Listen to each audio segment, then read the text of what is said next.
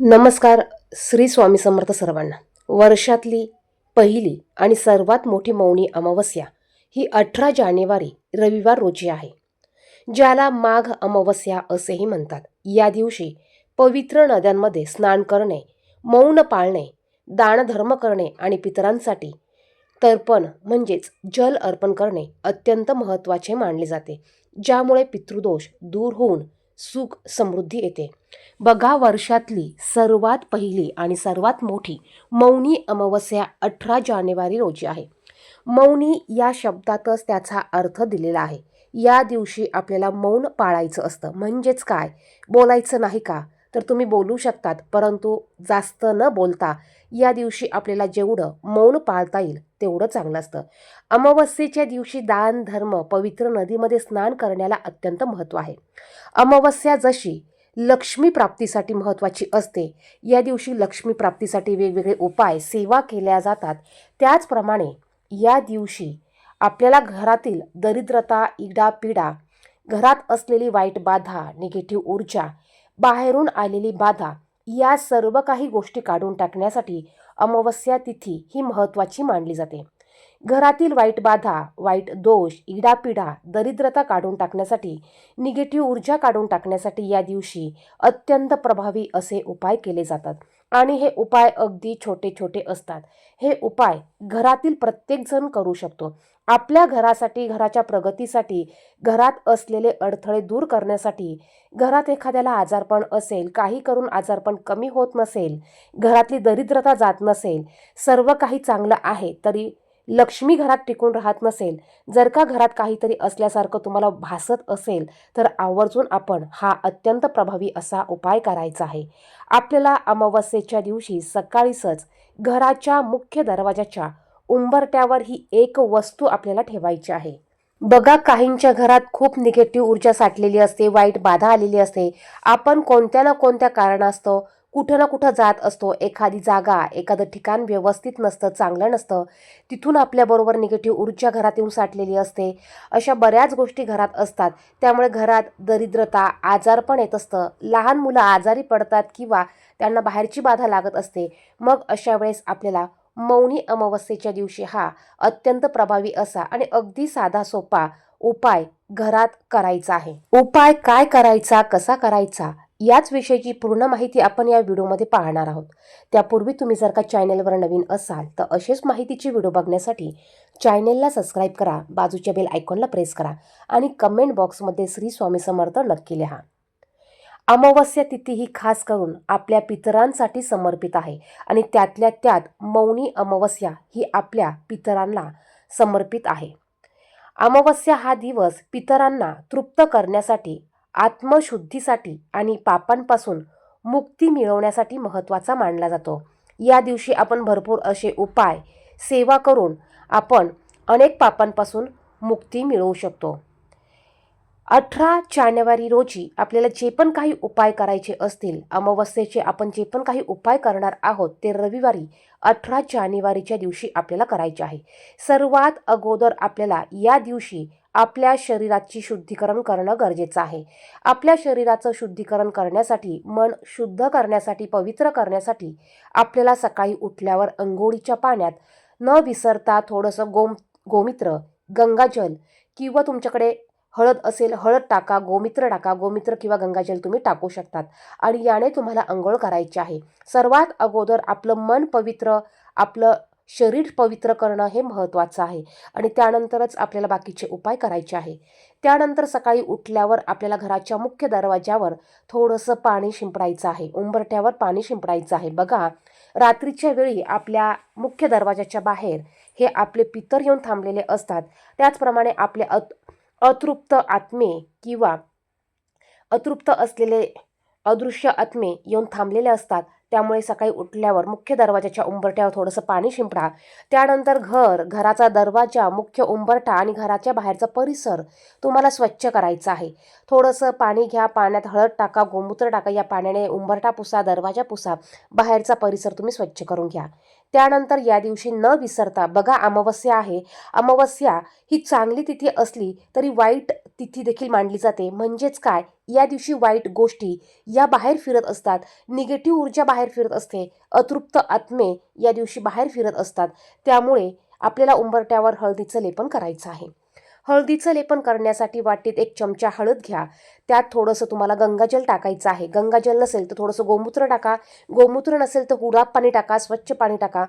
1 कापराची वडी तुम्हाला कुचकरून त्यात मिक्स करायची आहे. थोडंसं अष्टगंध असेल तर अष्टगंध टाका आणि तुम्हाला याचा लेप तयार करायचा आहे. हा लेप तुम्हाला तुमच्या उंबरठ्यावर तुम्हाला पसरवून लावायचा आहे. उंबरठा लाकडाचा असू द्या किंवा कडप्प्याचा असू द्या, सर्वांनी हळदीचं लेपन हे करायचं आहे. आणि हळदीचं लेपन अगदी सकाळी करायला जमलं नाही तर तुम्ही 8 वाजता, 9 वाजता, 10 पर्यंत तुम्ही हे करू शकतात. कारण हळदीचं लेपन केल्यामुळे घरातील वातावरण हे पॉझिटिव्ह राहतं, सकारात्मक राहतं. घरात सकारात्मक लहरी प्रवेश करतात. हळद ही माता लक्ष्मीला अतिशय प्रिय आहे. हळदीमुळे वाईट बाधा घरात प्रवेश करू शकत नाही. हळद लावल्यामुळे माता लक्ष्मी आपल्या घराकडे आकर्षित होते आणि जिथे माता लक्ष्मी असते तिथे श्रीहरी भगवान विष्णू असतात म्हणजे असतातच. अमावस्या तिथी ही अशी तिथी आहे, या दिवशी मोठ्या प्रमाणात बाहेर नकारात्मक ऊर्जा ह्या असतात आणि ह्या ऊर्जा घरात येऊ नये, घरातील वातावरण पॉझिटिव्ह राहावं, सकारात्मक राहावं म्हणून हळदीचं लेपन या दिवशी आपल्याला आवर्जून करायचं आहे. त्यानंतर आपल्याला दोन्ही बाजूला छान अशी लक्ष्मीची पावलं काढायची आहे. छोटीशी रांगोळी तुम्ही काढून घ्यायची आहे. त्यानंतर तुम्हाला शक्य झाल्यास उंबरट्याच्या बाहेर दोन्ही बाजूला तुम्हाला 2 दिवे लावायचे आहे किंवा तुम्ही 1 दिवा प्रज्वलित केला तरी चालेल. दिव्यामध्ये तुम्हाला जोड वात घालायची आहे. तुम्ही कुठल्याही प्रकारचं तेल घालू शकतात. शक्य झाल्यास शुद्ध खायचं तूप घातलं तरी चालेल. तेल घालणार असाल तर यामध्ये चिमूटभर हळद घाला, 1 लवंग, 1 हिरवी विलायची, 1 कापूर तुम्हाला यामध्ये टाकायचा आहे. आता यानंतर सर्वात अगोदर आपल्याला 1 ताट घ्यायचं, यामध्ये 1 दिवा प्रज्वलित करून घ्यायचा, धूप घ्यायचा, हळदी कुंकू घ्यायचा आहे. आपल्याला अगोदर आपल्या उंबरट्याची हळदी कुंकू अक्षदा धूप दीप दाखवून पूजा करून घ्यायची आहे. दिव्याला पण हळदी कुंकू अक्षदा अर्पण करून घ्या.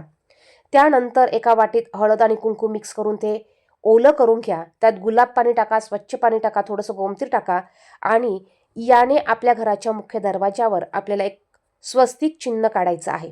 यामध्ये 4 बिंदू द्यायचे आहेत. खालून वर दोन्ही बाजूला 2 उभ्या रेषा द्यायच्या आहेत आणि या स्वस्तिकची देखील आपल्याला याच पद्धतीने हळदी कुंकू अक्षदा धूप दीप दाखवून पूजा करून घ्यायची आहे. त्यानंतर उंबरट्याच्या मधोमध आपल्याला कुंकू ओलं करून 1 स्वस्तिक चिन्ह काढायचं आहे. बाजूला 2 उभ्या रेषा द्या, मध्ये 4 बिंदू द्या आणि याचं देखील आपल्याला पूजन करून घ्यायचं आहे. आता हे सर्व करत असताना आपल्याला कोणाशी बोलायचं नाही. तुम्ही श्री स्वामी समर्थ, श्री स्वामी समर्थ किंवा माता लक्ष्मीचा कुठलाही मंत्र म्हणा, माता लक्ष्मीच्या मंत्राचा जप करा आणि तुम्हाला हे कार्य करायचं आहे. यानंतर आपल्याला आपल्या घरात आपण जिथे पैसे ठेवतो, कपाटात जिथे पैसे ठेवतो त्या कपाटावर तिजोरीमध्ये आपल्याला 1 स्वस्तिक चिन्ह काढून याच पद्धतीने पूजा करायची आहे आणि आपल्याला श्री महालक्ष्मी नमो नमः किंवा श्री महालक्ष्मी नमः हा मंत्र म्हणायचा आहे. त्यानंतर आपल्याला आपलं किचन जिथे आहे, आपण जिथे गॅस ठेवतो त्याच्या मागे जी भिंत आहे त्या भिंतीवर 1 स्वस्तिक चिन्ह काढायचं. याच पद्धतीने काढा आणि अशीच पूजा करा. त्यानंतर जिथे देवघर आहे, देवघराच्या पाठीमागची भिंत त्यावर 1 स्वस्तिक चिन्ह काढा आणि याच पद्धतीने पूजा करा. बघा, यामुळे आपल्या घरात सुख समृद्धीला नांदते, घरातील नकारात्मक ऊर्जा कमी होते. यामुळे माता लक्ष्मी आपल्यावर प्रसन्न राहते, घरात असलेली अलक्ष्मी निघून जाते, घरात लक्ष्मीचा वास राहतो, घरातल्या अडचणी दूर होतात. यामुळे घरातील वातावरण हे शुद्ध, पॉझिटिव्ह, सकारात्मक राहण्यास मदत होते. हा उपाय तुम्ही प्रत्येक अमावस्येला करून बघा. ज्यांना शक्य असेल त्यांनी हा उपाय अमावस्या, पौर्णिमा, एकादशी आणि प्रत्येक गुरुवारी आवर्जून करा. यामुळे घरात सकारात्मक बदल तुम्हाला झालेले दिसून येतील. यामुळे घरातील वातावरण हे तुम्हाला पॉझिटिव्ह झालेलं दिसेल. यामुळे घरातील लोकांचं जे मन आहे किंवा घरातील लोकांमध्ये एक सकारात्मक ऊर्जा तयार होईल आणि यामुळे आपल्या घराची उत्तरोत्तर प्रगती व्हायला चालू होईल. त्याचप्रमाणे मुलांच्या शिक्षणात येणारे अडथळे, घरात येणारे अडथळे यामुळे हळूहळू दूर होण्यास मदत होईल. आता यानंतर बघा, अमावस्या तिथी आहे आणि त्यातल्या त्यात वर्षातली पहिली मोठी अमावस्या आहे. त्यामुळे आपण आपलं देवघर जिथे ठेवलेलं आहे त्या ठिकाणची जागा, देवघर आपल्याला स्वच्छ करायचं आहे. आता देवघर कसं स्वच्छ करायचं तर बघा, देवघर जिथे तुम्ही ठेवलेलं आहे, जर का ते हलवता येत असेल तर ते तुम्ही थोडंसं सरकवून घ्या. पुढे सरकवा किंवा बाजूला सरकवा. देवघराच्या मागे बघा जाळे लटकलेले असतात, जाळे झालेले असतात, धूळ साठलेली असते, भिंतीला धूळ असते. तुम्हाला ती झटकून घ्यायची आहे. साफ करून स्वच्छ घर तुम्हाला देवघराच्या मागचा परिसर पुसून घ्यायचा आहे. त्याचप्रमाणे देवघराच्या वर जागा असते, त्यावर आपण बरंच सामान ठेवलेलं असतं, त्या ठिकाणी देखील धूळ साठलेली असते. त्या सर्व वस्तू तुम्ही काढून घ्या. तिथील देखील तुम्हाला धूळ पुसून घ्यायची आहे. तर या पद्धतीने तुमचे देवघर तुम्हाला स्वच्छ हे करून घ्यायचं आहे. न लागणाऱ्या वस्तू असतील, तुटलेले फोटो असतील किंवा मूर्ती असतील तर तुम्हाला ते काढून घ्यायचं आहे आणि पाण्यात विसर्जित करून घ्यायचं आहे. तर असे छोटे छोटे उपाय तुम्हाला या दिवशी आवर्जून करायचे आहेत. व्हिडिओ आवडला असेल तर व्हिडिओला नक्कीच लाईक करा. काही प्रश्न असतील तर कमेंट बॉक्समध्ये विचारा. धन्यवाद. श्री स्वामी समर्थ.